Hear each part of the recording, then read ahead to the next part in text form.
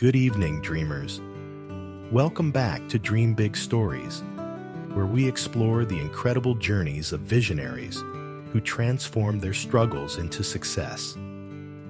If you're new here, consider subscribing to join our community of dreamers who find inspiration in the quiet moments of the night. Tonight, we're settling in with a story that began in the housing projects of Brooklyn and reached every corner of the world. The remarkable tale of Howard Schultz and the creation of Starbucks. So find your most comfortable spot, dim the lights, and let's drift into a story of persistence, vision, and the power of believing in something bigger than yourself. Chapter 1. The Boy from Canarsie Picture, if you will. Brooklyn in the 1950s. Not the trendy Brooklyn of today, but a grittier place where dreams seemed as distant as the Manhattan skyline visible across the water. In the Canarsie Bayview housing projects, a place where hope was often in short supply, a young boy named Howard Schultz was learning his first lessons about struggle and resilience. Born in 1953, Howard was the eldest of 3 children in a family that knew poverty intimately. His father, Fred Schultz, drove a truck for a living. Honest work, but work that barely kept the family afloat. The projects weren't just Howard's address. They were a constant reminder of everything his family couldn't afford, everything they couldn't reach. The Schultz apartment was small and cramped, with thin walls that seemed to amplify every worry, every argument about money, every disappointment that comes with trying to make ends meet. Howard's mother, Elaine, worked as a receptionist when she could. But even with both parents working, there never seemed to be enough. The electricity would sometimes be shut off. The phone would be disconnected. These weren't just inconveniences. They were sources of deep shame for a young boy trying to understand his place in the world. But perhaps the most defining moment of Howard's childhood came when he was just 7 years old. His father, while making a delivery, slipped on ice and broke his ankle and his hip.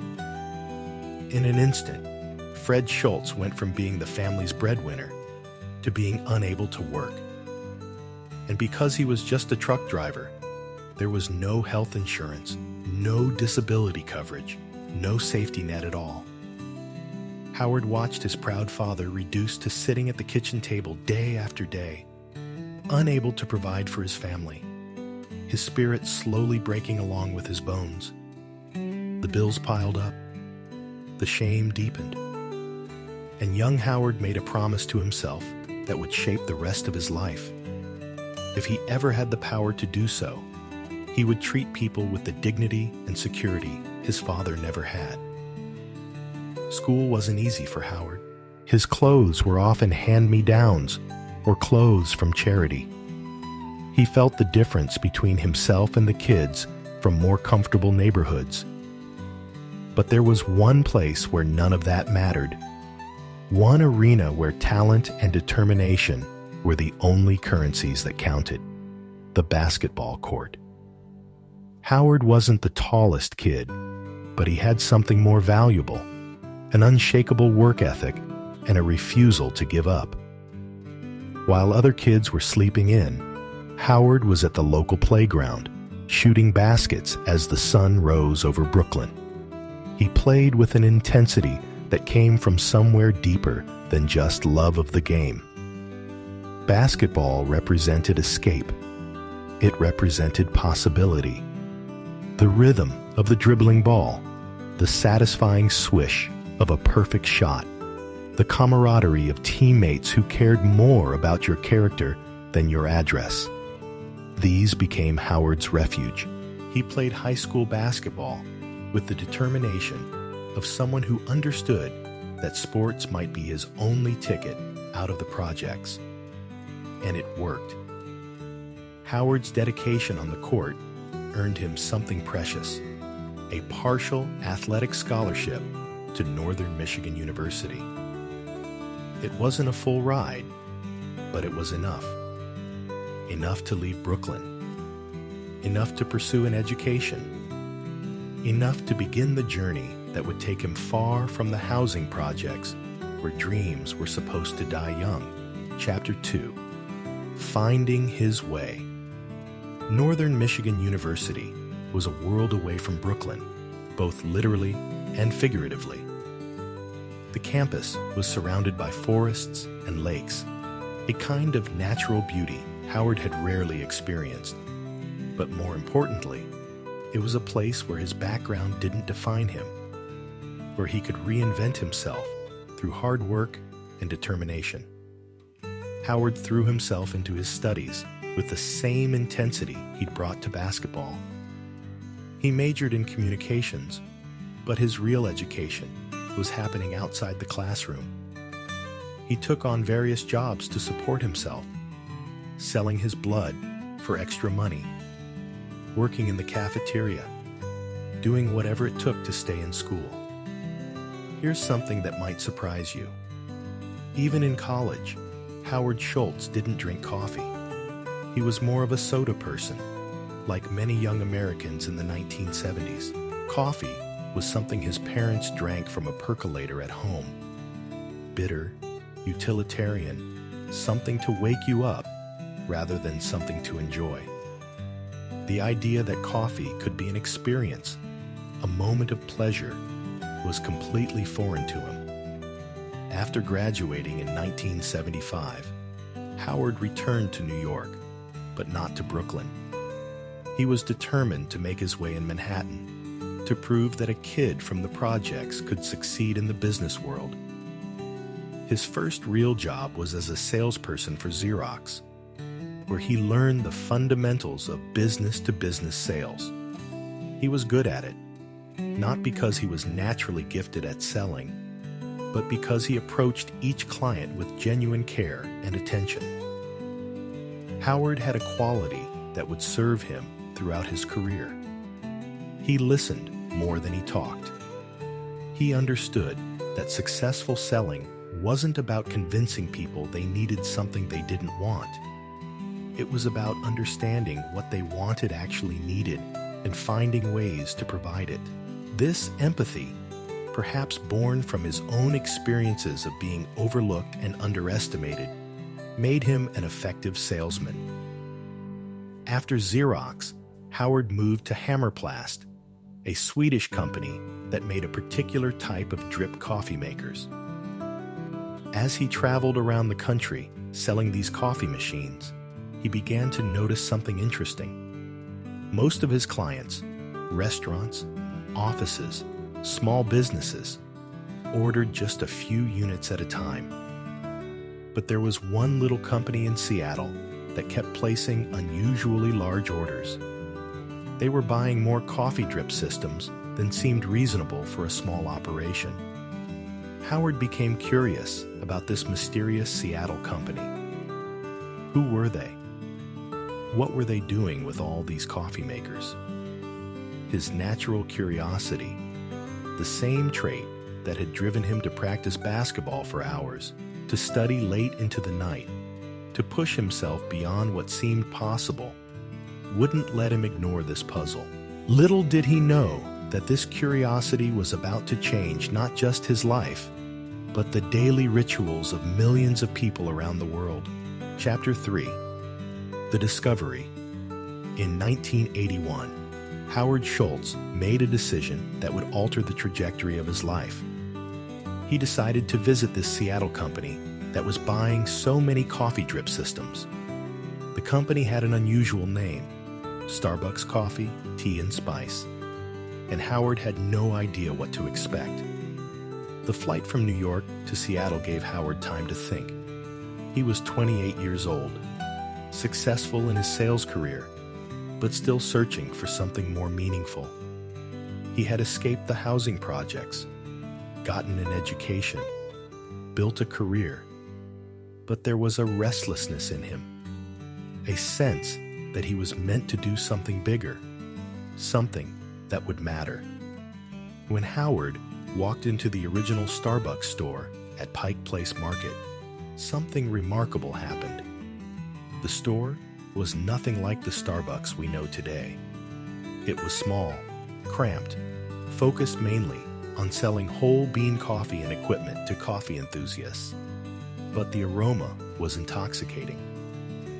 The respect for the product was obvious. The passion of the three founders, Jerry Baldwin, Zev Siegel, and Gordon Bowker, was infectious. For the first time in his life, Howard understood that coffee could be more than just a caffeine delivery system. These men talked about coffee the way wine enthusiasts talked about vintage wines, with reverence, knowledge, and genuine love. They sourced beans from specific regions, roasted them with careful attention to bring out unique flavors, and treated each variety as something special. But what struck Howard most was something beyond the product itself. It was the sense of community, the way customers lingered to discuss their coffee, the way the founders treated their small operation as something sacred rather than just commercial. Here was a business that seemed to honor both its product and its people in a way Howard had rarely seen. Howard returned to New York, but Seattle stayed with him. He couldn't stop thinking about Starbucks, couldn't shake the feeling that he had witnessed something important, something with untapped potential. For months, he found himself daydreaming about that little coffee store, imagining what it could become. Finally, Howard made a decision that seemed crazy to everyone who knew him. He called Jerry Baldwin, one of Starbucks' founders, and asked if there might be a place for him at the company. Here he was, a successful salesman with a good income and a promising career, asking to join a tiny coffee company on the other side of the country. The Starbucks founders were skeptical. What did this New Yorker know about coffee? What could he possibly bring to their carefully crafted operation? But Howard was persistent. The same persistence that had gotten him out of the projects, through college, and up the corporate ladder. He flew back to Seattle, not once, but multiple times, each time trying to convince them that his passion was genuine and his vision could help them grow. Finally, in 1982, they said yes. Howard Schultz became Starbucks' head of marketing and retail operations, taking a significant pay cut to join a company that most people had never heard of. His friends and family thought he'd lost his mind. His wife, Sherry, whom he'd married in 1982, was supportive but worried about the financial risk. But Howard had learned something important from his childhood of watching his father's dreams deferred. Sometimes the biggest risk is not taking a risk at all. Chapter 4: The Italian Revelation.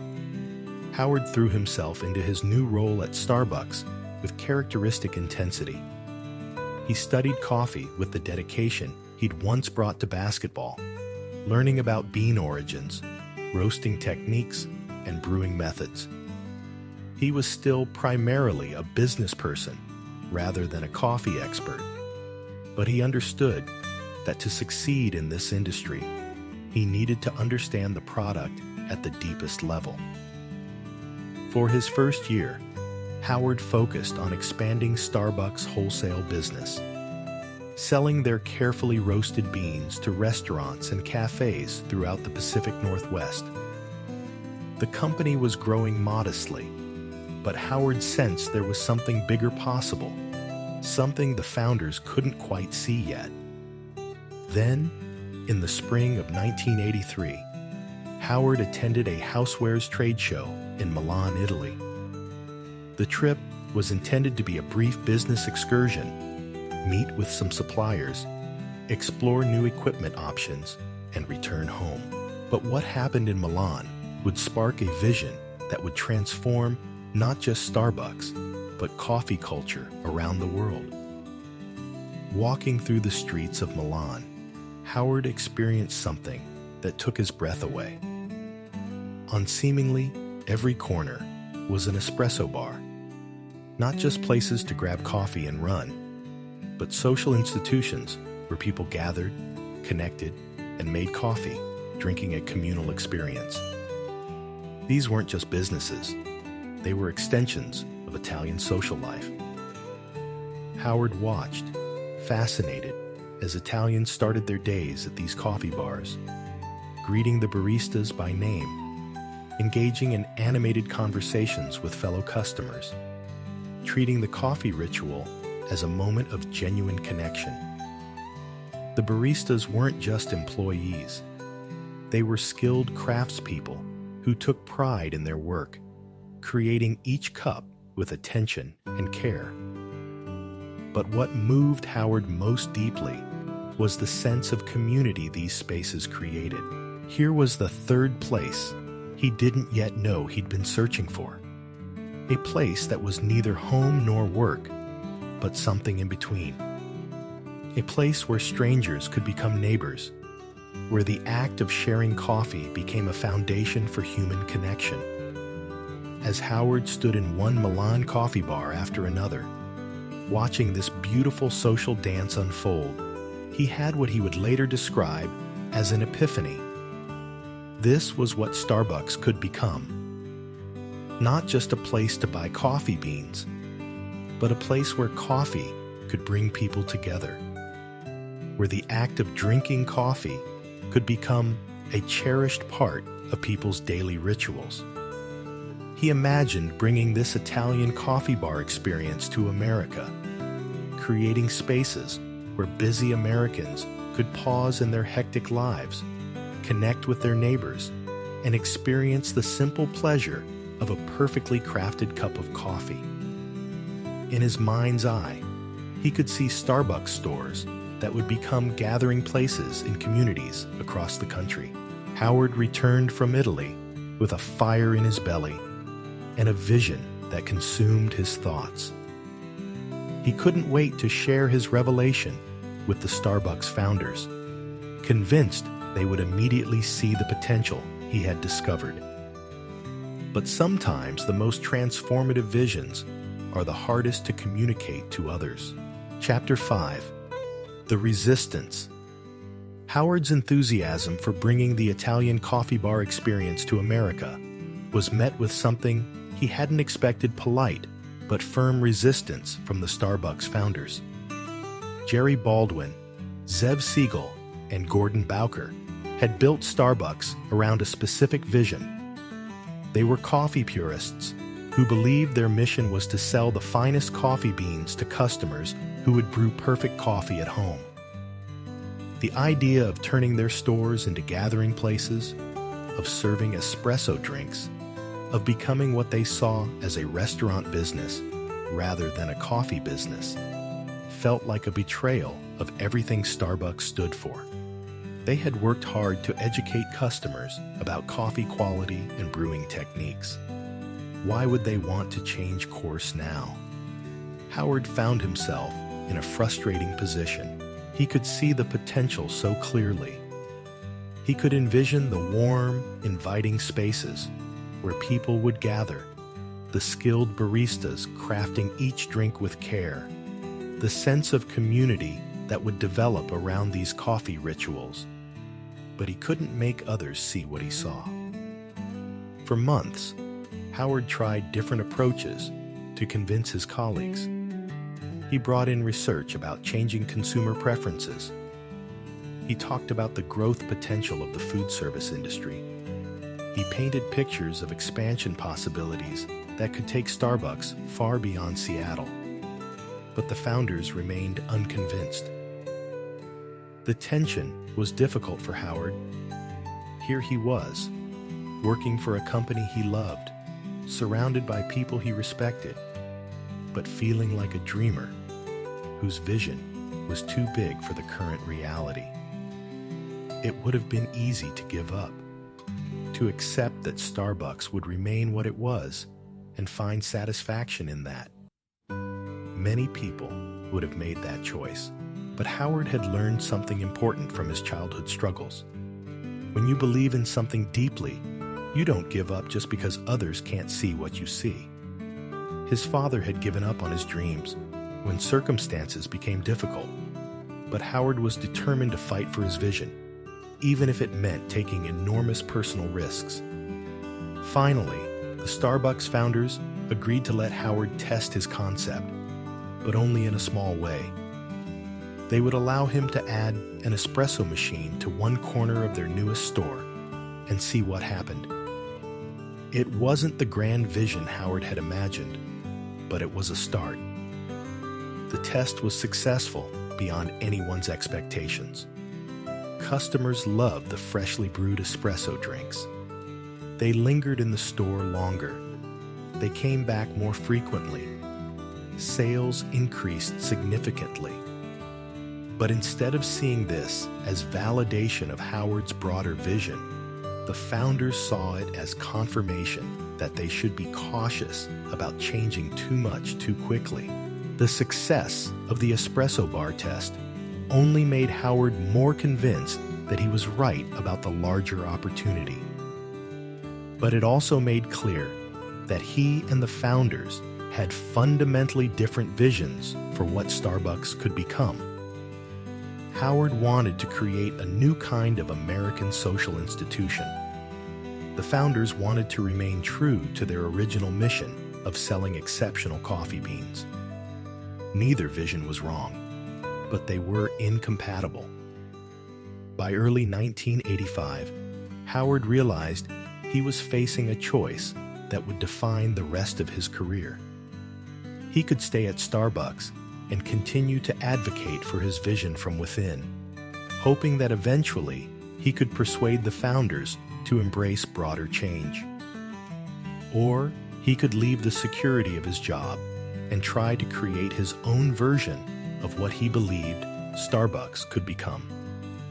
It was a choice between safety and possibility, between accepting the status quo and betting everything on a dream. Chapter 6: The Leap of Faith. Howard Schultz had never started a company before. He had no experience raising money, no network of wealthy investors, no track record as an entrepreneur. What he had was an unshakable belief in his vision and the same determination that had carried him from the Brooklyn housing projects to the Seattle coffee scene. In 1985, Howard made the decision to leave Starbucks and start his own company. He would create the Italian-inspired coffee bar experience he believed Americans were ready for. He would call his company Il Giornale, after an Italian newspaper, and he would prove that his vision could work. But first, he needed money.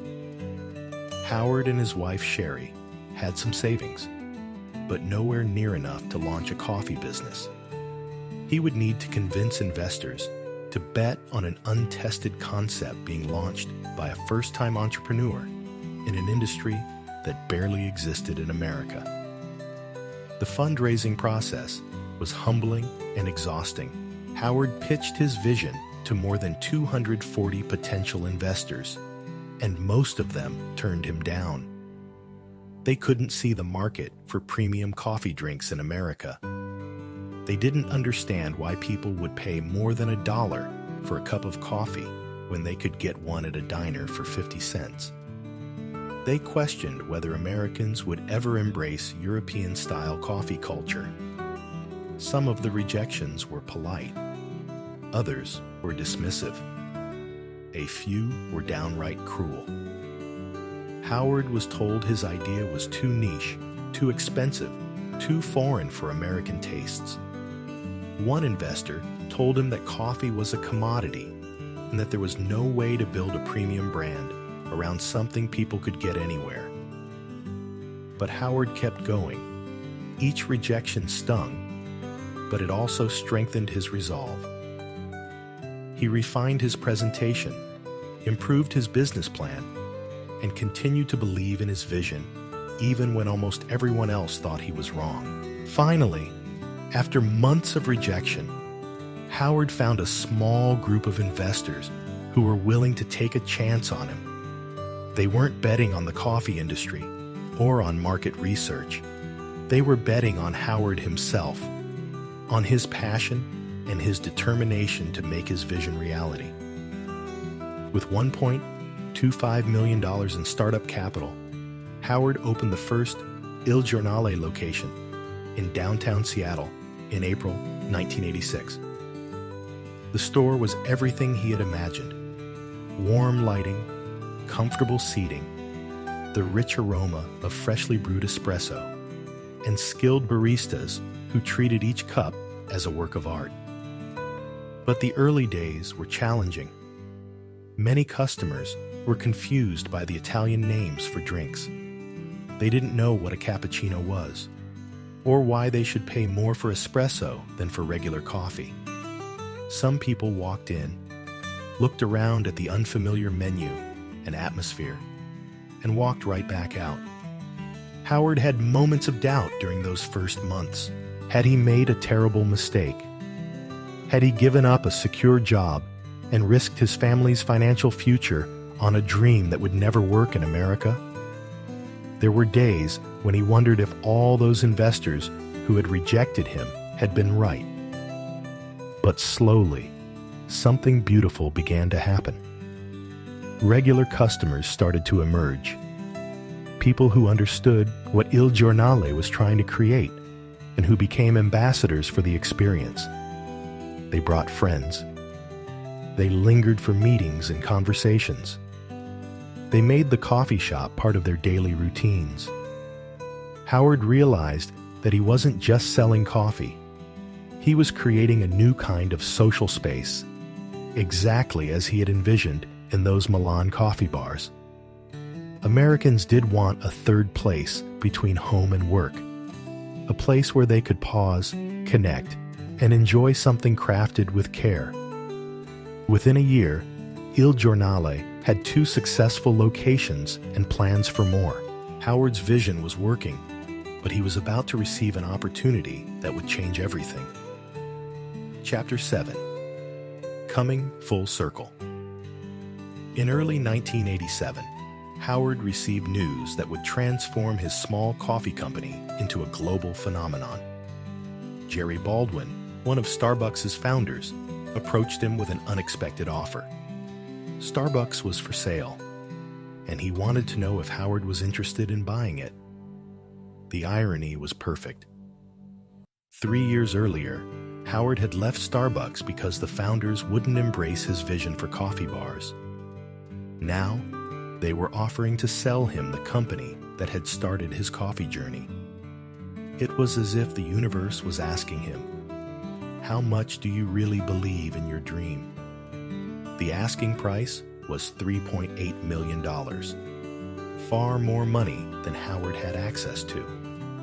Il Giornale was successful, but it was still a small company with just 2 locations.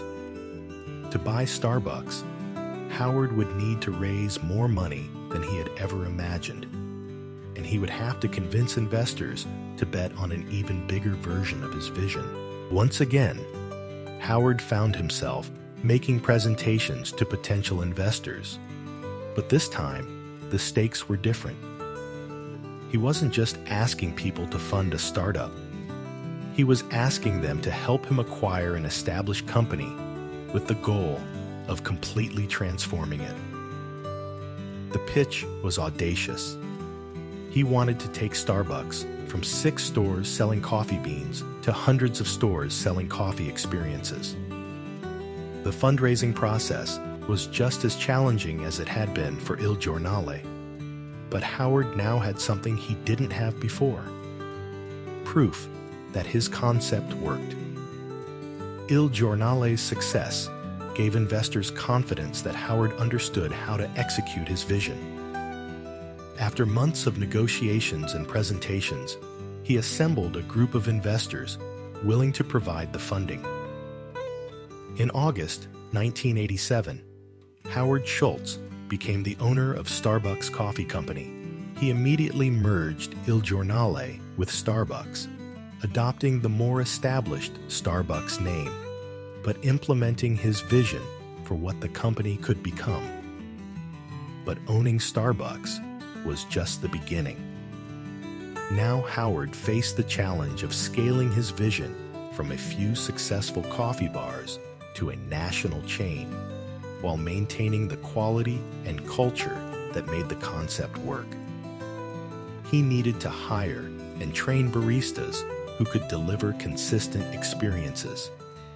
He needed to find great locations in cities across America. He needed to build systems that could support rapid growth without losing the personal touch that customers valued. Most importantly, Howard was determined to build a different kind of company, one that treated its employees as partners rather than just workers. One that proved you could be successful in business while also being guided by values and social responsibility. This commitment to treating employees well wasn't just good business strategy for Howard. It was deeply personal. Every time he made decisions about benefits and workplace policies, he thought about his father sitting at that kitchen table in Brooklyn, broken by a system that offered no security or dignity to working people. Howard was determined to create the kind of company where his father could have worked with pride and security.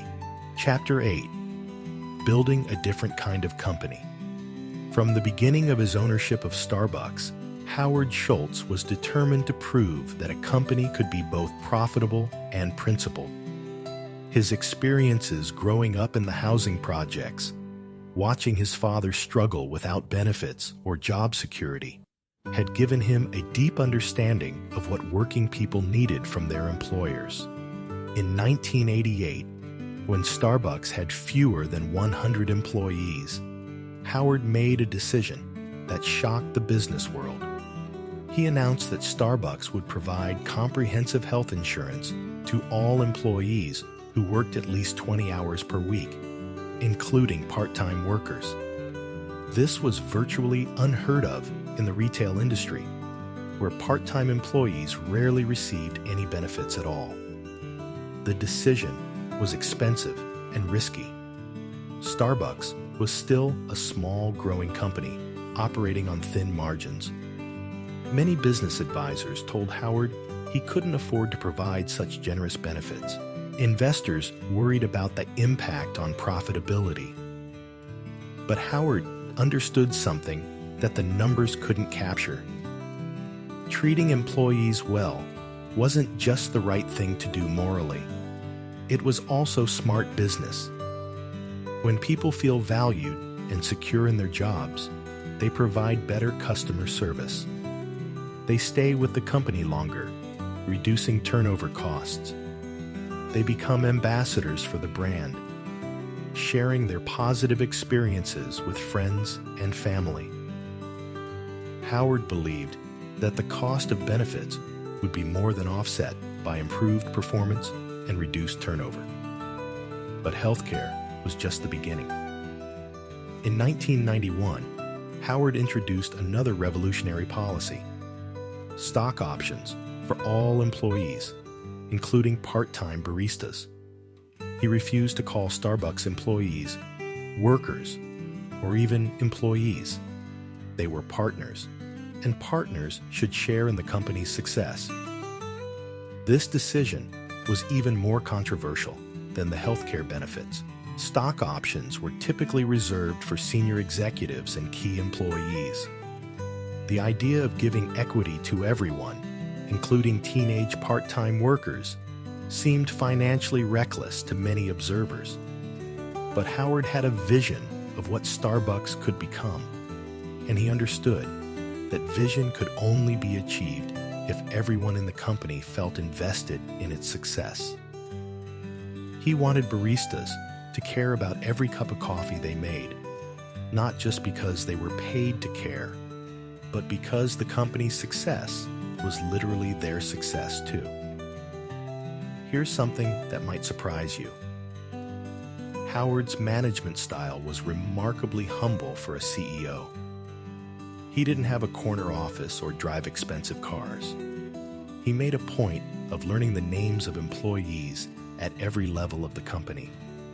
He regularly worked shifts as a barista to stay connected to the frontline experience of serving customers.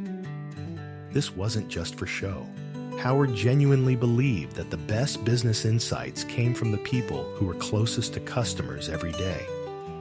He created systems to ensure that feedback from baristas and store managers reached senior leadership quickly and was acted upon seriously. But building this kind of culture wasn't without challenges. As Starbucks grew rapidly through the 1990s, Howard struggled with the tension between maintaining intimate company culture and achieving the scale necessary to realize his vision of bringing the third place experience to communities across America and eventually around the world. Some early employees felt that the company was losing its family atmosphere as it grew. New hires didn't always understand or embrace the culture that had made Starbucks special. Investors occasionally pressured Howard to cut costs by reducing benefits or employee programs. But Howard held firm to his principles. He believed that Starbucks' success was directly tied to its culture and values, and he refused to compromise on the policies that made the company a great place to work, even when those policies were expensive. This commitment to employee welfare would prove to be one of Howard's most important business decisions, though the full impact wouldn't become clear for years. Chapter 9: The Rapid Expansion. By the early 1990s, Starbucks was no longer just a Seattle coffee company with a few innovative stores. It was becoming a phenomenon, and Howard Schultz found himself at the helm of one of America's fastest-growing retail chains. But with growth came new challenges that tested both his vision and his leadership abilities. The expansion was breathtaking in its speed and scope. From 6 stores when Howard bought the company in 1987, Starbucks grew to 165 stores by 1992, then to 676 stores by 1996. The company went public in 1992, providing the capital needed to fuel even more aggressive expansion. Howard's vision of bringing the Italian coffee bar experience to America was becoming reality at a scale he had barely dared to imagine. But rapid growth brought complex challenges. How do you maintain the quality and culture that make a small company special when you're opening new stores every week? How do you train thousands of new baristas to understand and deliver the Starbucks experience? How do you choose the right locations in dozens of new cities where you have no local knowledge? Howard approached these challenges with the same methodical intensity he had brought to basketball practice in Brooklyn. He developed comprehensive training programs for new employees, created detailed operations manuals, and established quality control systems to ensure consistency across all locations. The company invested heavily in training, spending more per employee on education and development than most retail chains spent on their managers. Every barista went through extensive coffee education, learning not just how to make drinks, but why each step in the process mattered. They learned about coffee origins, brewing techniques, and customer service philosophy. But perhaps most importantly, they learned about Starbucks' mission to create connection and community. Howard wanted every barista to understand that they weren't just serving coffee. They were creating moments of human connection, providing a brief respite from the busy pace of modern life, and contributing to something larger than themselves. One of Howard's most important insights during this period was that Starbucks' real competitive advantage wasn't its coffee, though the coffee was excellent, but the experience it created. Anyone could learn to roast good coffee beans, but creating the warm, inviting atmosphere where people wanted to gather and linger was much more difficult to replicate. This understanding led to careful attention to store design and atmosphere. Each Starbucks location was designed to feel like a neighborhood gathering place, with comfortable seating, warm lighting, and music that encouraged conversation rather than rushing customers in and out. The goal was to make every store feel like the living room of a very welcoming friend. As Starbucks expanded beyond the Pacific Northwest, Howard discovered something wonderful. The desire for community and connection wasn't unique to Seattle. In city after city, customers embraced Starbucks as their third place, using the stores for business meetings, social gatherings, quiet reading time, and casual encounters with neighbors and friends. The success was validating, but it also created new pressures. Wall Street analysts and investors wanted to know how fast Starbucks could grow, how many stores the market could support, and when the company would expand internationally. The financial markets were pushing Howard to think bigger and move faster than he might have preferred. But Howard had learned from his childhood that short-term thinking often led to long-term problems. He was determined to grow Starbucks sustainably, maintaining the quality and culture that had made the company successful even as it reached unprecedented scale. This commitment to sustainable growth would soon be tested by opportunities and challenges that Howard couldn't have imagined when he first walked into that small coffee store at Pike Place Market. Chapter 10: Global Dreams and Personal Challenges. By the late 1990s, Starbucks had become more than a successful American retail chain. It had become a cultural phenomenon. The sight of people carrying Starbucks cups had become as common in American cities as yellow taxis or street vendors. Howard Schultz's vision of creating a third place between home and work had succeeded beyond his wildest dreams. But success brought new questions and challenges. If the Starbucks concept worked so well in America, could it work internationally? Could the Italian-inspired coffee culture that Howard had adapted for American tastes translate to other countries with their own established coffee traditions? In 1996, Starbucks opened its first international location in Tokyo, Japan. The decision to start with Japan was strategic. It was a country known for embracing quality products and experiences, and it had a culture that valued ritual and attention to detail. If Starbucks could succeed in Japan, it could succeed anywhere. The Tokyo opening was a revelation. Japanese customers immediately embraced the Starbucks experience, often lingering in stores for hours, using the space for everything from business meetings to studying to quiet contemplation. The success in Japan opened Howard's eyes to the universal nature of what Starbucks offered. The human need for gathering places transcended cultural boundaries. But international expansion wasn't without its challenges. In each new country, Starbucks had to adapt to local tastes, regulations, and business practices while maintaining the core elements that made the brand special. The company learned to offer different food items in different countries, to adjust store designs for local preferences, and to work with local partners who understood their markets. As Starbucks grew into a global brand, Howard found himself grappling with questions he had never anticipated. Was rapid expansion causing the company to lose its soul? Were new stores maintaining the quality and community focus that had made Starbucks special? How could a company with thousands of locations preserve the intimate culture that had been possible when it had just a handful of stores? These weren't just business questions.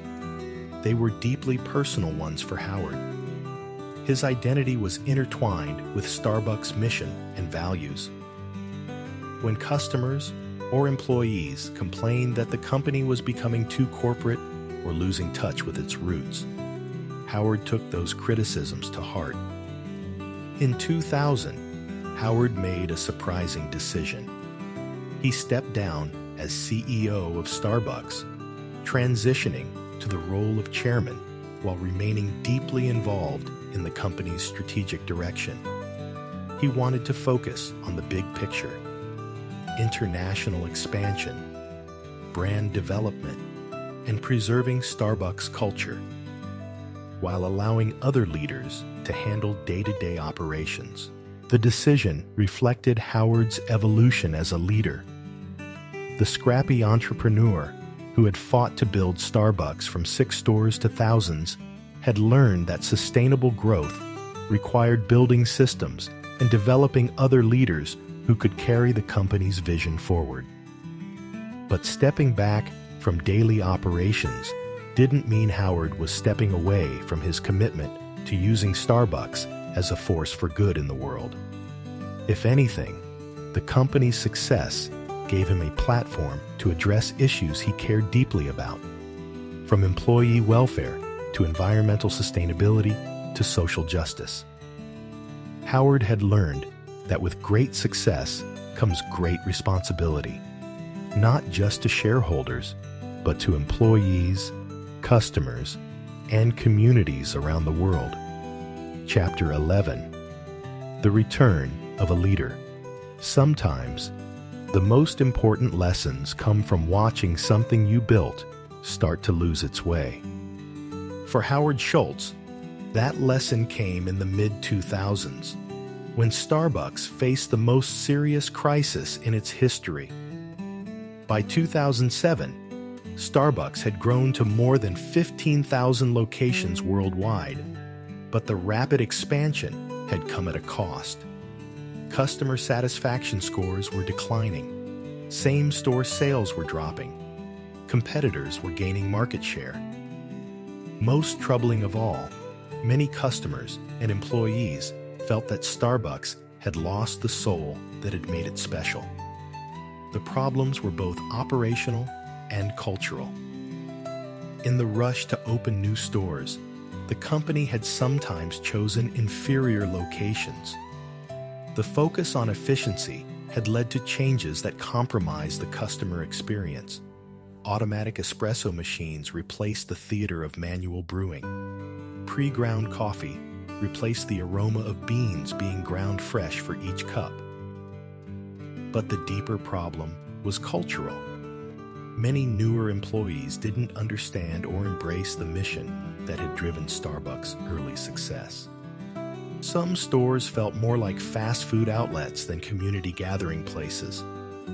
The third place concept that had been central to Howard's vision was getting lost in the push for speed and efficiency. Howard watched these developments with growing concern. This wasn't the company he had built, wasn't the experience he had envisioned for customers, wasn't the kind of workplace he had wanted to create for employees. The success he had worked so hard to achieve was threatening the very values that had made success possible. In early 2008, Howard made a decision that surprised the business world. He returned as CEO of Starbucks 8 years after stepping down from the role.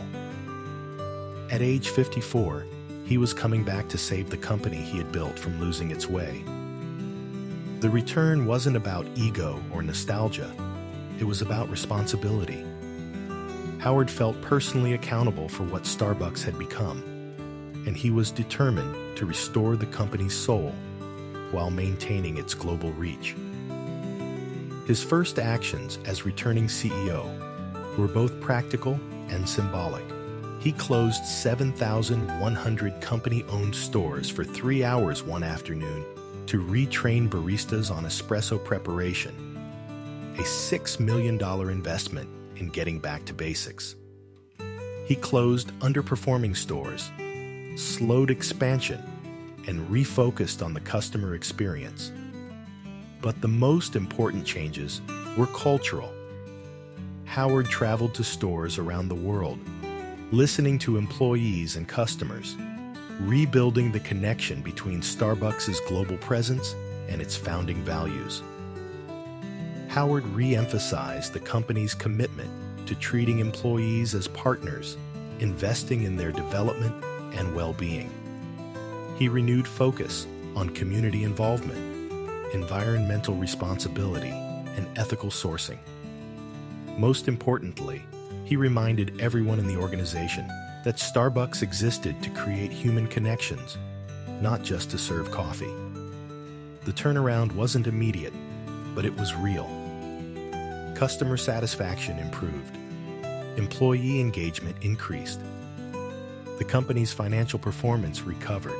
More importantly, Starbucks began to feel like itself again, a place where people wanted to gather, where employees were proud to work, where the simple act of sharing coffee became a foundation for community.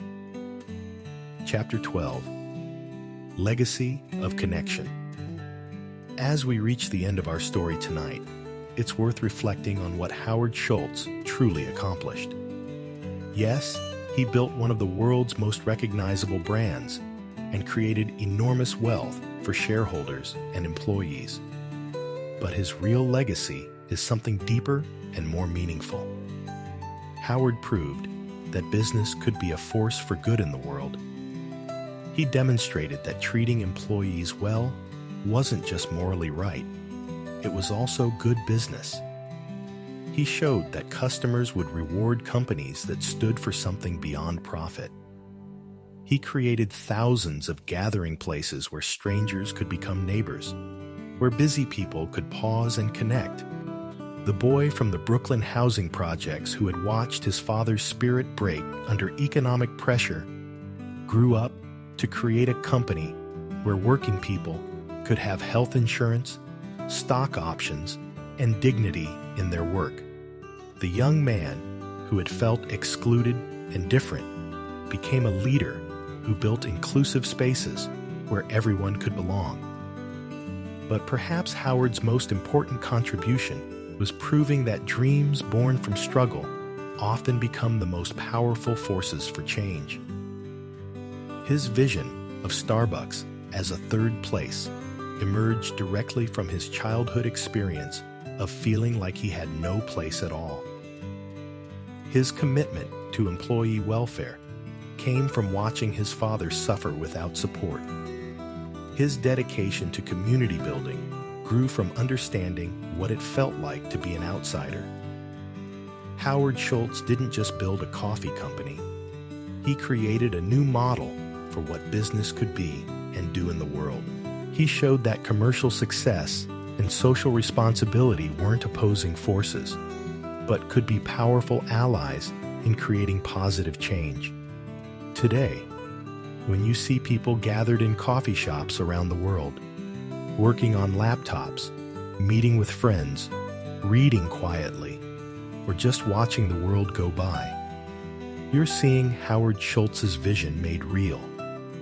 You're witnessing the power of believing that simple human connections, shared over something as basic as a cup of coffee, can make the world a little warmer, a little more welcoming, a little more connected. And that, perhaps, is the most beautiful legacy of all. The understanding that business at its best isn't just about products or profits, but about creating spaces where humanity can flourish, where community can thrive, and where everyone, no matter where they come from, can find a place to belong. And so ends tonight's journey with Howard Schultz. From the housing projects of Brooklyn to coffee shops around the world, his story reminds us that our greatest challenges often become the source of our most meaningful contributions, and that dreams grounded in struggle and guided by empathy have the power to change not just our own lives, but the lives of millions of others. If Howard's story moved you, Howard watched these developments with growing concern. This wasn't the company he had built, wasn't the experience he had envisioned for customers, wasn't the kind of workplace he had wanted to create for employees. The success he had worked so hard to achieve was threatening the very values that had made success possible. In early 2008, Howard made a decision that surprised the business world. He returned as CEO of Starbucks 8 years after stepping down from the role. At age 54, he was coming back to save the company he had built from losing its way. The return wasn't about ego or nostalgia. It was about responsibility. Howard felt personally accountable for what Starbucks had become, and he was determined to restore the company's soul while maintaining its global reach. His first actions as returning CEO were both practical and symbolic. He closed 7,100 company-owned stores for 3 hours one afternoon to retrain baristas on espresso preparation, a $6 million investment in getting back to basics. He closed underperforming stores, slowed expansion, and refocused on the customer experience. But the most important changes were cultural. Howard traveled to stores around the world, listening to employees and customers, rebuilding the connection between Starbucks' global presence and its founding values. Howard re-emphasized the company's commitment to treating employees as partners, investing in their development and well-being. He renewed focus on community involvement, environmental responsibility, and ethical sourcing. Most importantly, he reminded everyone in the organization that Starbucks existed to create human connections, not just to serve coffee. The turnaround wasn't immediate, but it was real. Customer satisfaction improved. Employee engagement increased. The company's financial performance recovered. More importantly, Starbucks began to feel like itself again, a place where people wanted to gather, where employees were proud to work, where the simple act of sharing coffee became a foundation for community. Chapter 12: Legacy of Connection. As we reach the end of our story tonight, it's worth reflecting on what Howard Schultz truly accomplished. Yes, he built one of the world's most recognizable brands and created enormous wealth for shareholders and employees. But his real legacy is something deeper and more meaningful. Howard proved that business could be a force for good in the world. He demonstrated that treating employees well wasn't just morally right, it was also good business. He showed that customers would reward companies that stood for something beyond profit. He created thousands of gathering places where strangers could become neighbors, where busy people could pause and connect. The boy from the Brooklyn housing projects who had watched his father's spirit break under economic pressure grew up to create a company where working people could have health insurance, stock options, and dignity in their work. The young man who had felt excluded and different became a leader who built inclusive spaces where everyone could belong.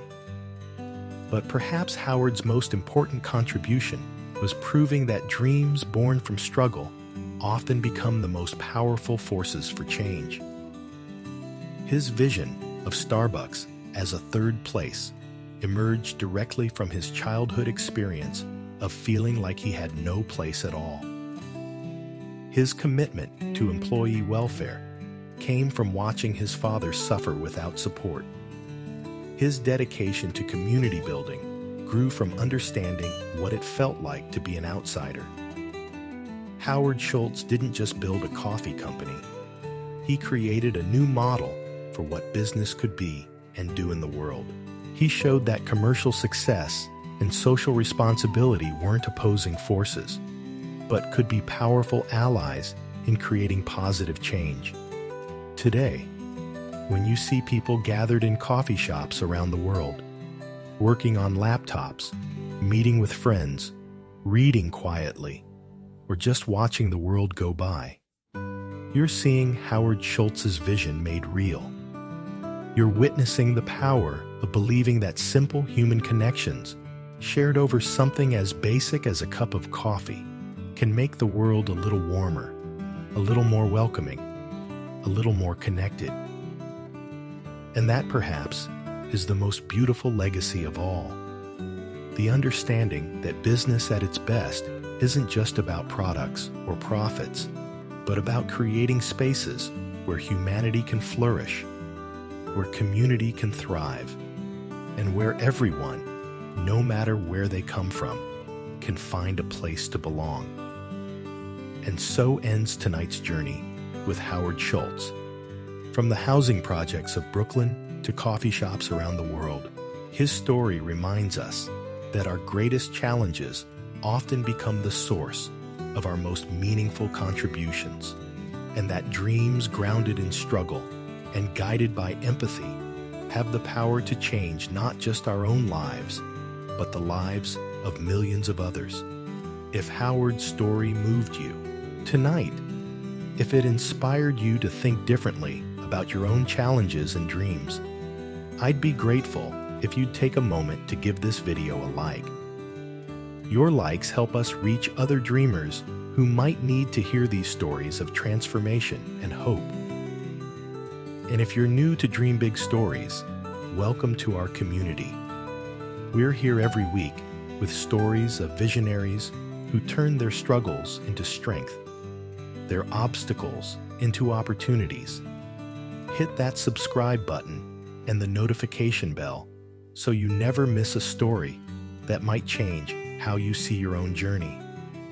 Remember, every great dream starts with someone who believes it's possible, even when everyone else thinks they're wrong.